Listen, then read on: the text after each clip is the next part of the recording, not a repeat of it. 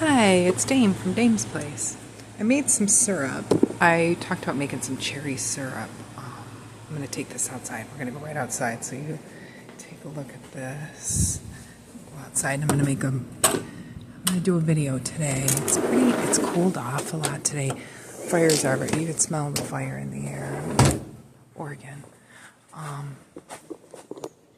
Let's put this up here.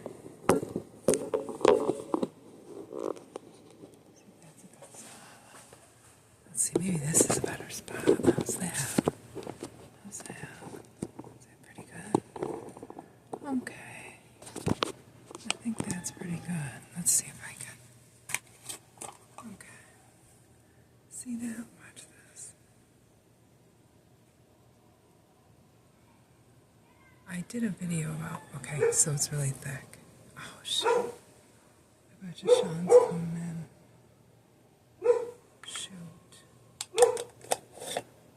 Well, I wanted to get this done while he was outside. He's doing a film for his, my husband has Oregon Diecast Racing on. Let me stop this. Okay, forget it. It's fine. It's not. Okay, be quiet. Okay, so, look at how far I am in. I'm sorry. Almost 2 minutes, and I haven't said a word. I tell stories about places I worked. I worked in, Dane, hi. So you know I'm a real person. Sometimes I talk with my hands. They say you have to do that now on YouTube. I haven't really. I thank everybody that has ever seen my stuff at all. I don't get seen much. I don't know. Is it the algorithm? Is it your place you live? Is it the things that have happened? You know. And I worked in a prison, Attica prison, for 15 years. I worked in a bar for many years. All my life I made ends meet, extra money, bartending, and a hospital, and I had a little, I catered, I made soup and stuff at the prison I worked at for the people that I worked with. But today I'm going to talk about, I went to school down south in Florida, and I went to school up north as well. And what I wanted to talk about today was, let me put this up here. I wrote my note, look at these, how's your ADHD? Oh, okay. I once told people I grew up in my father's house up north, and was just our family house. My grandfather's house, then my father's house, and then there's more to that, but I'm not going to get into that right now. My grandmother, my mother's side of the family was originally from down south, from Florida, and then they moved up north. But when her kids graduated, my mother and her brothers graduated high school, they moved back down south.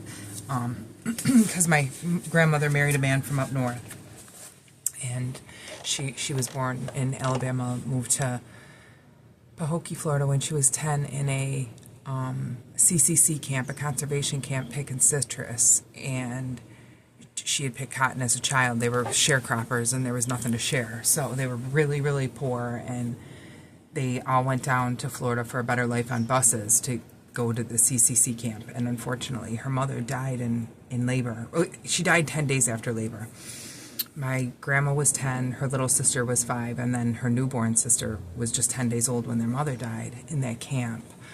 And they had a dad, and they had aunties that were there, and some uncles as well. I once said 15 people went down. That's on one, that was like one house, one little census, and you can read the censuses for those places. If any of your family's been in a CCC camp in America, you can find those records. I'm not really sure exactly right now how, but if you leave me a message, I can, a comment or something, I'll look into it for you, because I've seen the records and done the research on that. So when I was living down there, so my mother died when I was 10.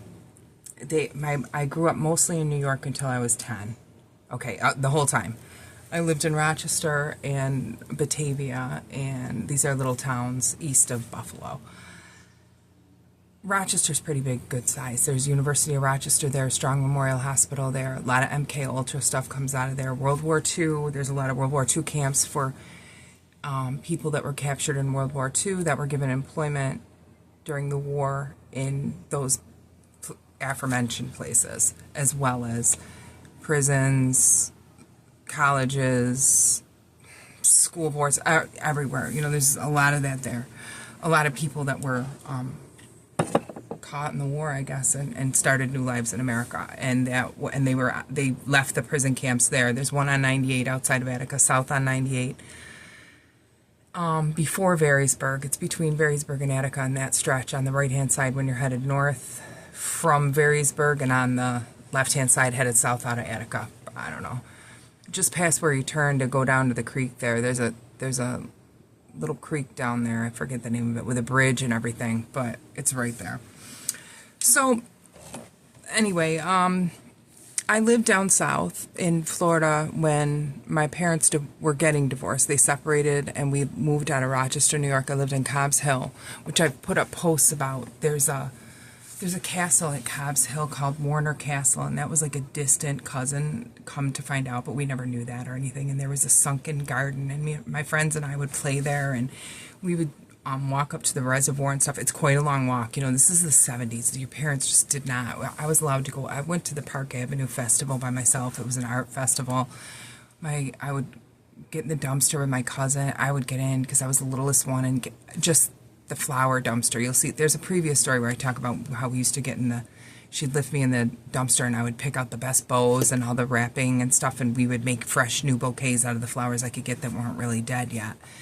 And usually a little water would freshen them right up. And I mean, we made bank with it. We were just little entrepreneurs with like no parents. Just, you know, come back when it's dark out. You know, we would come back sometimes when the 4th of July, like, they had a lot of like fireworks downtown back then at the games. There were downtown games, baseball, I think Silver Stadium or something. Anyway, so when my mother died, when they were getting divorced, she said, we're moving to Florida with Grandma. She didn't have anywhere to go. My mother was really brilliant, really beautiful, great writer. Didn't go to college because she had me. And her and my father, she didn't want to live. My father didn't really like a 9-to-5. He was trying to do that. Oh, look at this.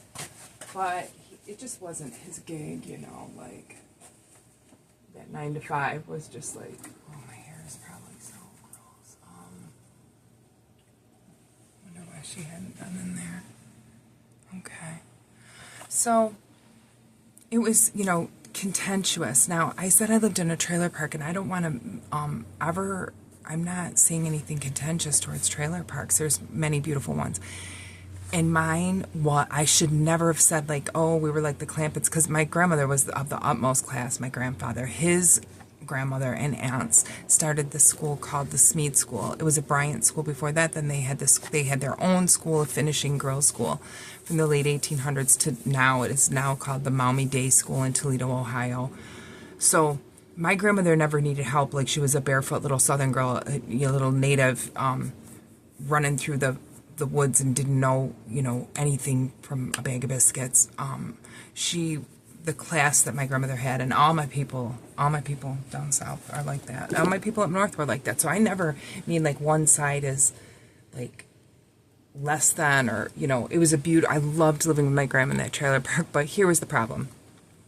The school was like less like Beverly Hills High. It was Lakeland High School, and it was a huge school to get guys, good football players from Pahokee, oddly, where my grandmother was, you know, came to Florida. That there's a documentary about getting the football players out of there to go to different colleges and stuff. But our high school recruited them. We wanted all the best football players around, and Auburn, Alabama came, Auburn came, Georgia came. Everybody came to scout at our football games, you know. And we pulled for the football players to pass class. I mean, if I could help a football player, our teachers actively told us if any of the football players need help with anything, you know, you help them out. And like, my husband played football, and he would talk about their football games. He didn't play for too long because he would have been better at soccer. But, oh, look who came. Look at this. Girl, honey, I didn't know you were there. Jeez Louise. So, probably rather watch her, huh? I'll see if she'll come up and say hi. She's been a little moody lately. I don't know what's going on. Come say hi. Say hi. Can you say hi? Say hi. Emily, you're so pretty and beautiful. Yeah, she's such a good girl. So, so it was kind of like the people up north when the football game was like they would be on the bus and go to games and you'd hear them like outside when they'd go by, or there was like those pep rallies and stuff, and our pep rallies in Florida were like college. Okay, that high school was like college. When you went to a football game in New York, you would hear them say like break bones, and down south it was like we're going to say prayer on the field before we go out there. Now you can decide on what you like for, like, maybe you believe what's true, what's not and stuff, but it's just it's much different thought pattern on things. In Florida, everybody was going to school or trying to get better, really, really worked with you. Even me, like not a football player, just some little nobody, because that's how you felt there, because it was like we had a yacht club that was associated with our high school. We could play, we could play tennis at the yacht club. We could boat at the yacht club. Some kids skied and stuff. Like they had different programs. I wasn't part of that because it was my first year. I went there my first year, and then I finished my senior year in New York. But in that time, I made a best friend, and her name was Dana. She lived up the road. My trailer park was over 55 people. Most of the people were gone half the year. They were people from up north that came down to live half the year. And so in the winter was when I had to be like sort of in the wind. I wasn't really allowed to live there because it was no one under 55. My mother included, my Uncle Ron included, and my Uncle Dan included. So at one point, there was 3 of her children plus me and my grandpa living in one trailer. That's how I mean it, in like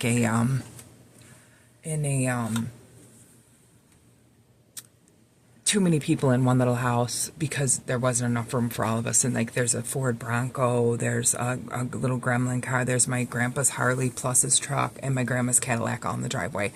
And these are like pretty middle class folks that just would think, that's a lot going on or whatever, I guess. So I just had to like kind of stay in the wind and act like I didn't live there when I did live there. I'd say I'm here for a visit or something. And most of the people that lived there for so many years. They knew the story about my mother had died there, and my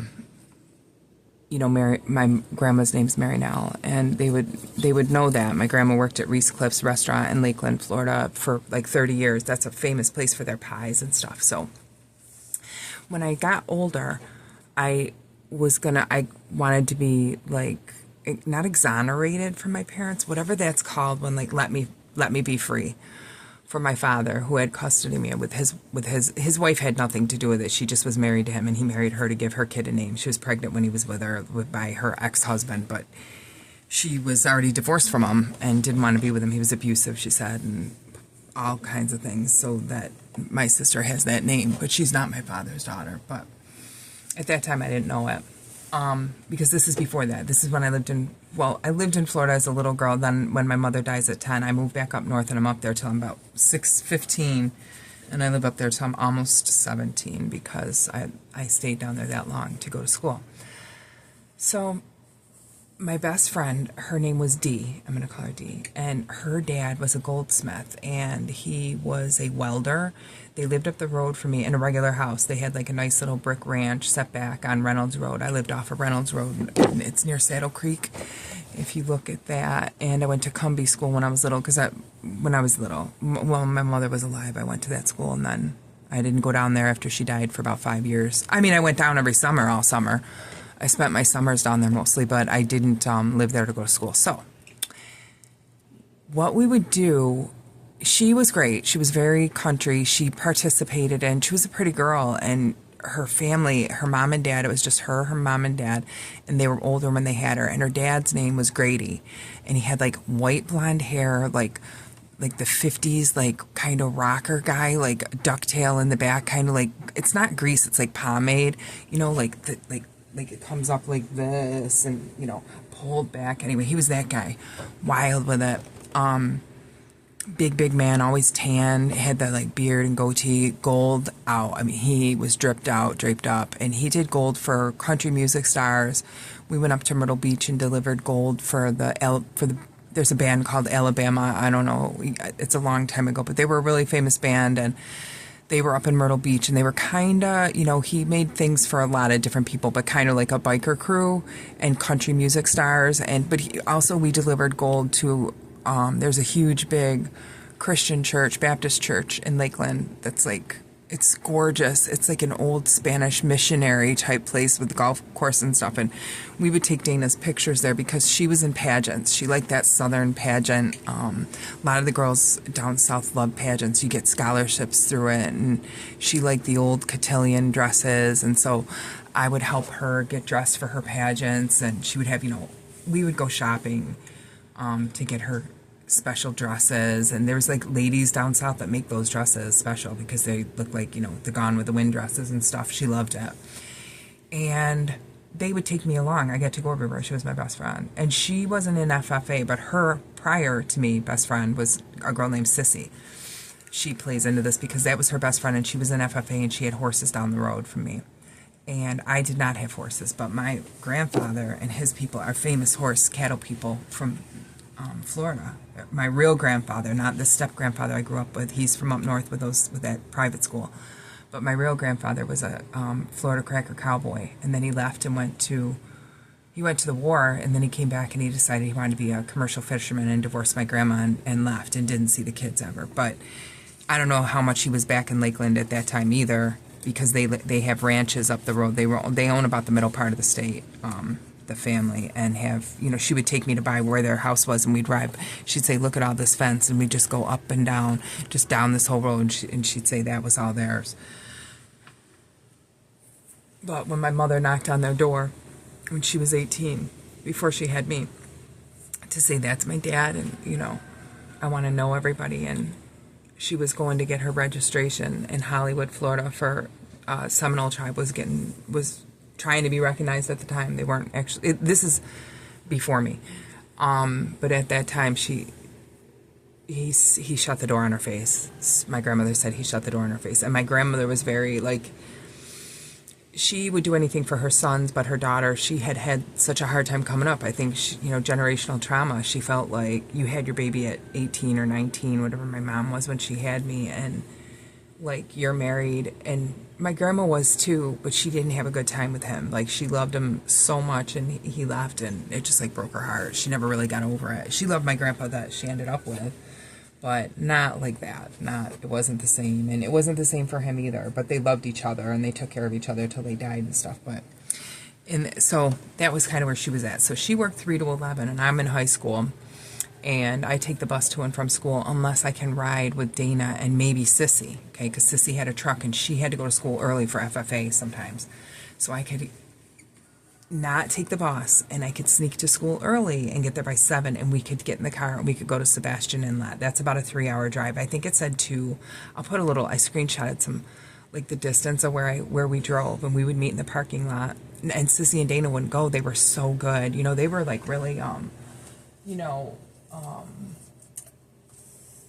good kids. They listened to their parents. I was kind of not that way. I wanted to go surfing. I wanted to get out of there. I wanted to just be done. And I had friends that went surfing and stuff. And it wasn't all friends. It was just this one guy and his friends. And if you wanted to go down there, you could ride with them. And my friend Amy was friends with them, and she would go down sometimes, and she took me.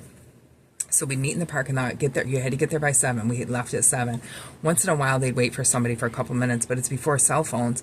And you kind of had to skedaddle out of the parking lot because they kept track of everything at Lakeland High School because they had all those football players. They're supposed to be going to Georgia, in the fall. They got a game. They have scouts coming from Texas and stuff. The security was pretty tight in our parking lot. And it's all Bemmers, Mercedes, Porsches. I mean, these kids are it looked like Beverly Hills the way it was. It was unreal. And they had service clubs. The service club started in, I think, 11th and 12th grade because I was too young to pledge. But they were pledges, just like Greek clubs. Keys, Kiats, Click, Clinique, JC's, Junior JC's. I can't remember, but a lot of social clubs that were Lions Club, Lionettes, and they wore their shirts on Fridays, and they had parties, and they all hung out amongst each other, and they got jobs that way, and a lot of connects that way that they got. And some of these kids were with us, but most of these kids were just skater kids that surfed and surf kids, but we were Central Florida, so you don't have that right there. So it's kind of a weird little, like, alternate group of people, and they accepted me and took me right in and showed me how to get up on the board, took me out. I didn't even have to rent a board. They let me use their boards, and the first few times I went, and then I rented a board. And I remember at the time picking up a board, and it was $6 to rent it for like the day. And I just was like, if I had $10 I could have lunch, but that was kind of a lot of money then, because I didn't really, like, I sort of got an allowance, but I wasn't like able to work a job or anything. So eventually it came that I had one, and I hid it at my friend's house. She gave me an old one, and I just hid it at her house. When I needed, I went. I just left it there. I didn't bring it home to my grandmother's house for her to see it, but I got caught because I came home all sunburned. See, I could get away with it because, okay, you meet and you get out of the parking lot before they went through to clear the parking lot to make sure nobody was straggling. They did that there. They rode around on golf carts. So we would leave, get in the car, and drive. And if you left by 7, you'd be already up and out by 10. Okay, 7 in the morning, you'd be on the beach by 10 down at Sebastian Inlet. And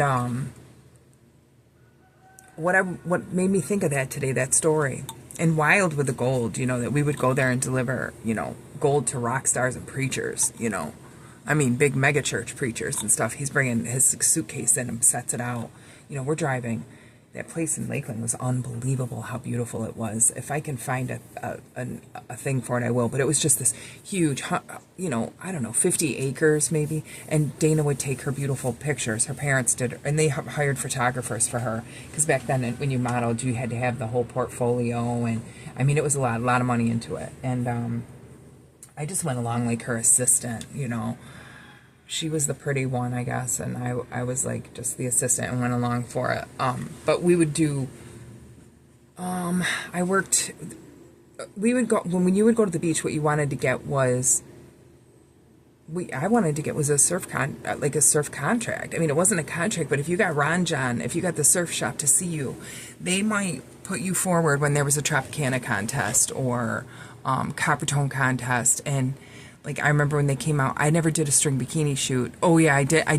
I did some bikini shoots with some baseball players that Dana, that was another one that she brought me to, because spring training camps down there. And they had those little things that you look through, like you buy them at like Darien Lake, or maybe like, I don't know.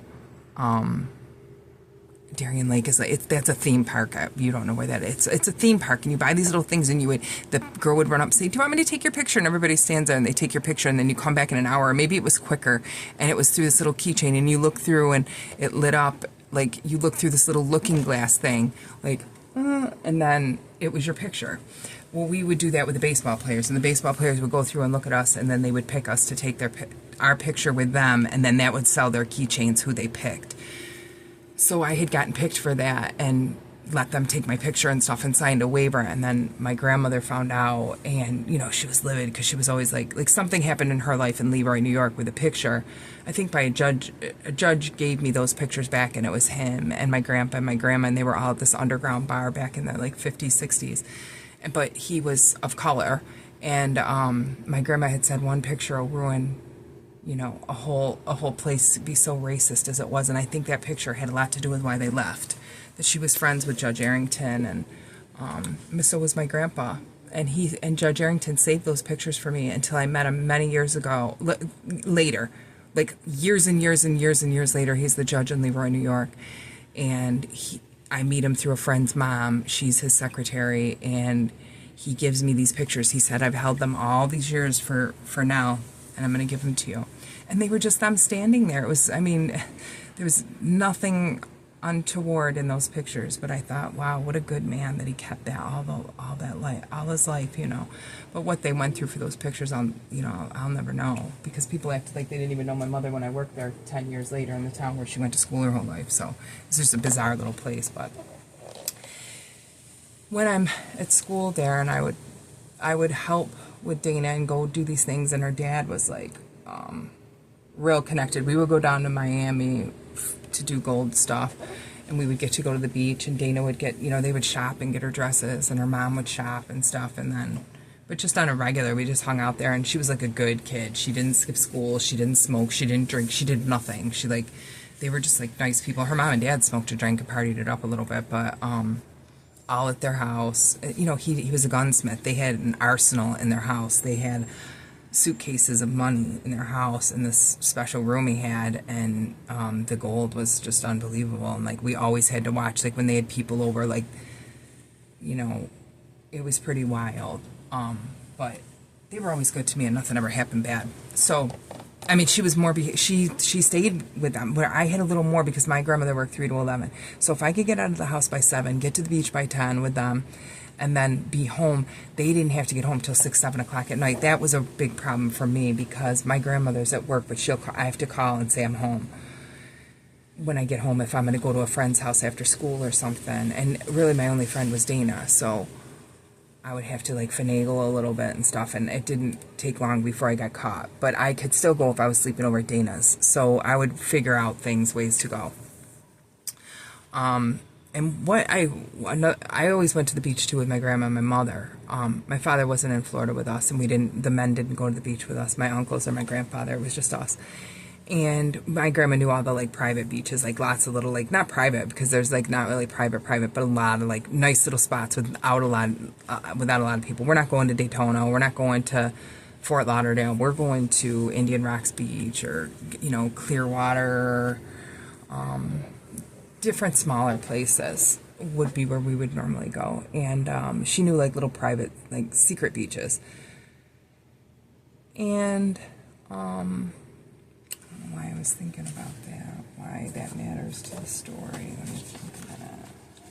There's a painting I was working on. Ladybug flowers. Oh shoot.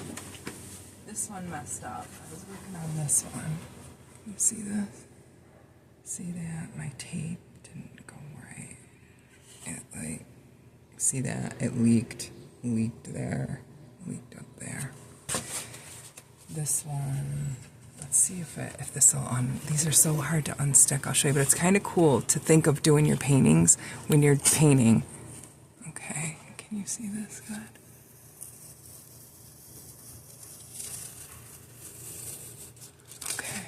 See how crisp that line looks? Now you really feel like you got a painting, but I'm kind of lifting it right here. If you can see that, I don't want to do that. I'm going to try to spray it with a little water or something. If anybody has I'm not an educated artist at all. I just paint from what my father taught me. And I mean, I'm educated with my father taught me, but he didn't do a lot with me to teach me. So if you have any idea on how to get your tape to unstick and not rip your paper, I would love it. Anyone, Bueller. So, anyway, we would go down there and surf. And one thing that I noticed, I was telling my husband, I was like, you know, we didn't have to watch for the creepers back then. It's totally different now. You have like gangs of people now by beaches looking for girls to grab off the beach. But back then, when you were looking there was always photographers. So if you were out there surfing or sitting, whatever, my husband watches something where like the boats go in and out, and you got the guys that just watch the boats go in and out at one of the inlets over there in Florida, and they talk about the girls are on the boats and they're flipping around, they fall off all the time because they don't know what they're doing. Okay, so it was similar to that, but the men would come right up to you on the beach. They would like be creeping around the bushes, but a lot of them would say they would hand you a card, and they would say, I'm a photographer, you know, we need a bikini model for this, that, or the other, or it would be stuff like that, or there's a contest, you know, we got Miss Tropicana's coming up. There was a lot of stuff like that always on the beach. The surf shops would do bikini, wet t-shirt contests, you know, with your bikini on under it and stuff. This is the time of like MTV at Daytona. I had gone there and we had danced on the speakers. They picked us out to dance on the speakers. Dana had a lot of, her father knew a lot of like people because of the gold, so we got to go places and stuff that were like more adult than us, but nothing happened because even though we were dancing there at that Club MTV on the beach at Daytona on the speakers, we had these new like surf shop bikinis that had come out with this that was like made out of surf like wetsuit gear.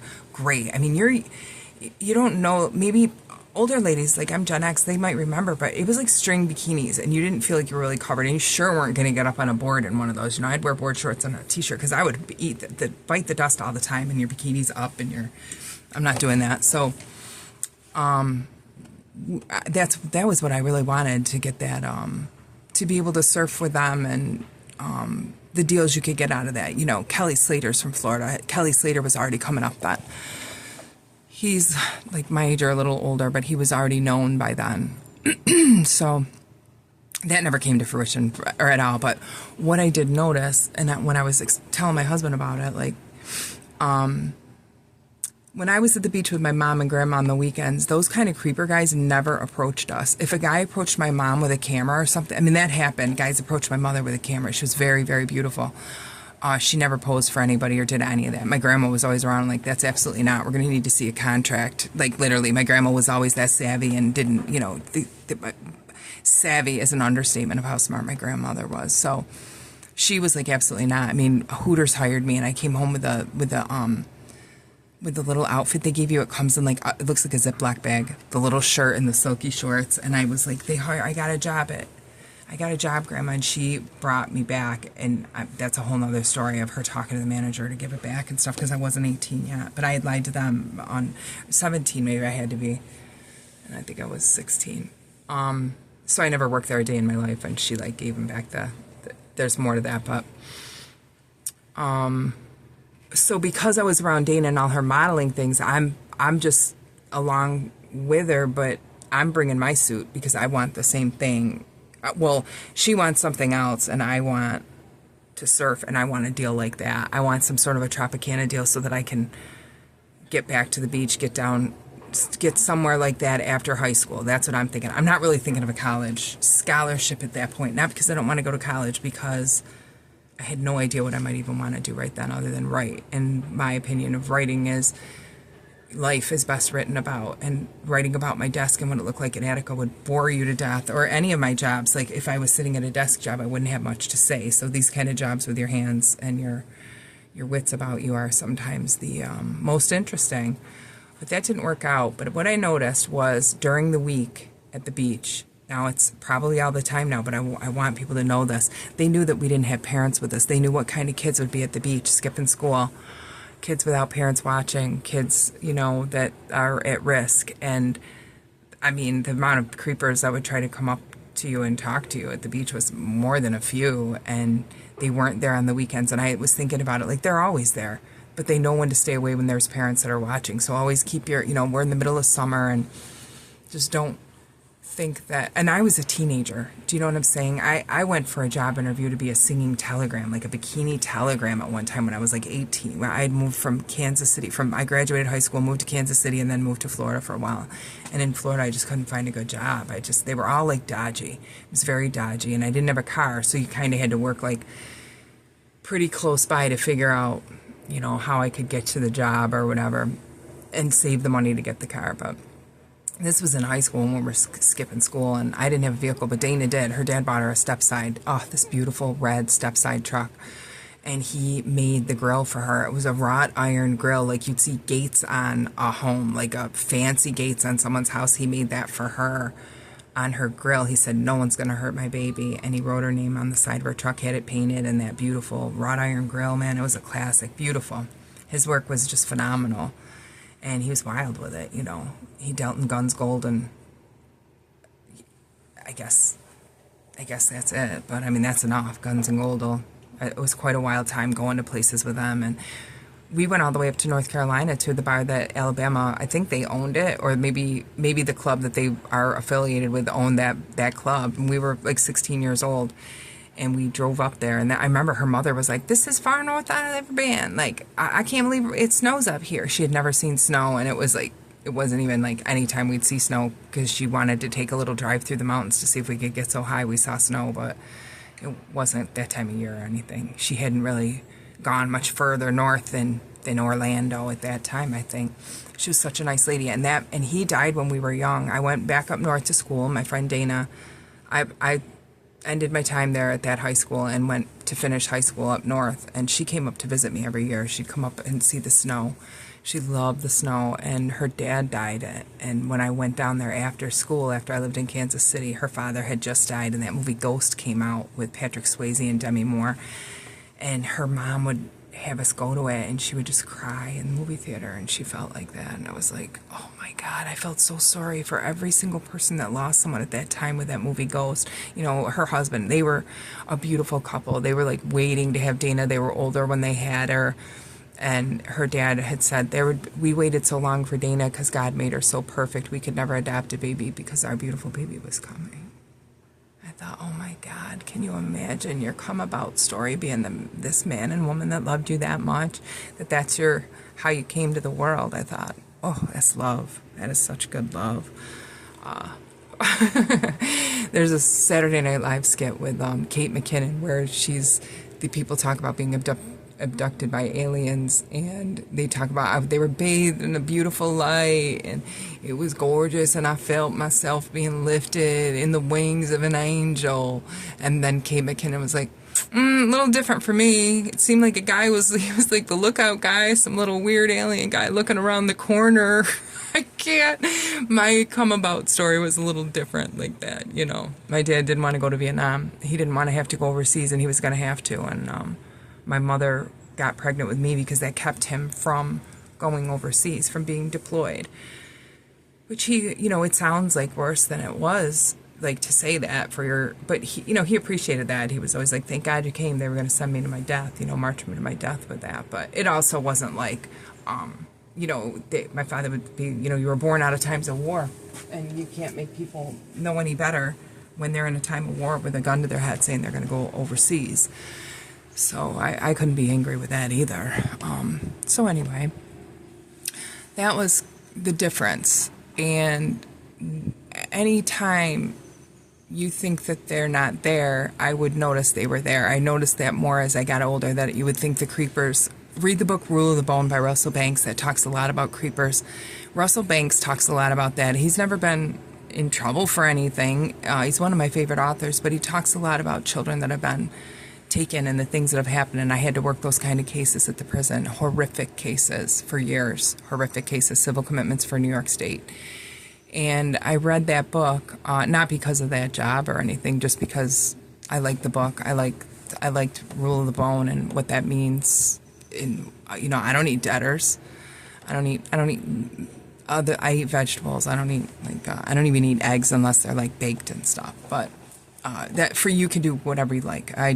It's something I like. It was a Jamaican guy that taught the main character all about growing his own food and taking care of himself and cleaning his water and things like that, being self-sufficient, because the main character in that book ends up homeless at like 15, and the stepfather was like hurting him, in the worst way, and he ran away from home, and it's how he lived, and like hanging out at the mall, and like late 80s, and then he looks for his dad, his real dad, and he finds his dad's in Jamaica, and he ends up meeting this Jamaican guy in where he lives in New York, the kid, and the Jamaican ends up taking him back to Jamaica, and he meets his father, and his father's married to a lady there, and it's this wild story. His father's got like a ganja farm and stuff. It's really a great story, but it also tells about how these people look at malls, and I had to study all that. I won't get into it. I watched a soft white underbelly interview, and I was invited to do a soft white and underbelly interview in LA, and we couldn't go down at the time, and he was going to come up. He said he'd contact me. That's Mark Liotta. He would contact me when he came up to Oregon, but he just never contacted me or anything. And I don't know that he's been up here, so it's not like anything happened. This was almost, 8 years ago, 10 years ago, when it first started. When he first came out, I sent him, I commented, and then they got a hold of me in the comments and sent me an email and stuff and talked to me, but it just didn't come to fruition. But anyway, when you put all the different things in your life together, those people definitely know not to look while the parents are around or something. And if you're a kid and you're listening to this, those things that seem like good deals and you're going to get this contract or that contract, that is never free. It's never free, and they're going to put you in harm's way. And you hear about it all the time now. You can watch anything about those subjects with Diddy or Epstein or any of them and what that entails. But when you're a kid, sometimes you don't see the forest for the trees. So I just want everybody to be careful about that and stuff. And the other thing that I just noticed was that up north in those football games, it was break their leg, and get them and stuff them and everything. And they said prayers on the field down south. They looked at that as a way to get up and out, and people stuck together. And I wish we'd all be more like that. Look at Kitty. Kitty. Let's see, Michelle. I'm not getting where are you? I can't get her on this. All right, let's take a look out here, and I'll wrap it up. Keep everything covered, because there was like silt and everything else coming down. Oh. She runs out to make sure everything's good. She's such a good girl. All right, well, I guess that's it. Okay.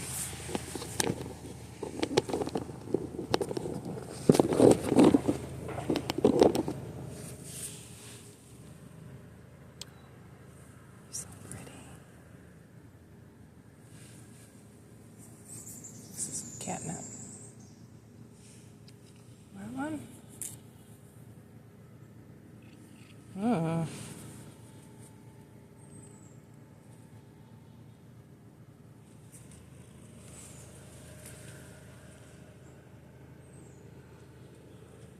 She prefers a rub today. All right. Well, I hope you like the story. Have a beautiful day. Stay cool. Don't forget, I like to leave all the time and tell you. You can buy your stuff at the farmer's market and put it in freezer bags and figure out what you're going to do. Figure out when you learn to make your syrup or learn to make your jam in the winter when it's cooler. It's hot now. I've got a loaf of bread in the oven right now because it cooled off today. I made zucchini frites, cherry syrup, Oregon grape syrup. The days that it's cool enough, really get done what you can. But if you can't, you just don't know now's the time to get your deals, to put up your nice vegetables, your locally grown, get your onion, your garlic, the things that are really going to carry you through the winter. And look online, there's plenty of things to find out. You can ask me a question if you like, but it's not that difficult. And just put them in a freezer bag and put them in the freezer. And if there's two of you, or you and your baby, or you and your husband, and that's enough. And it's enough for you, truthfully. And if you go to the farmers markets and you go a little later, a lot of times if you ask the nice farmer, if they have a lot of leftovers of a vegetable, or ask them if they have any deals.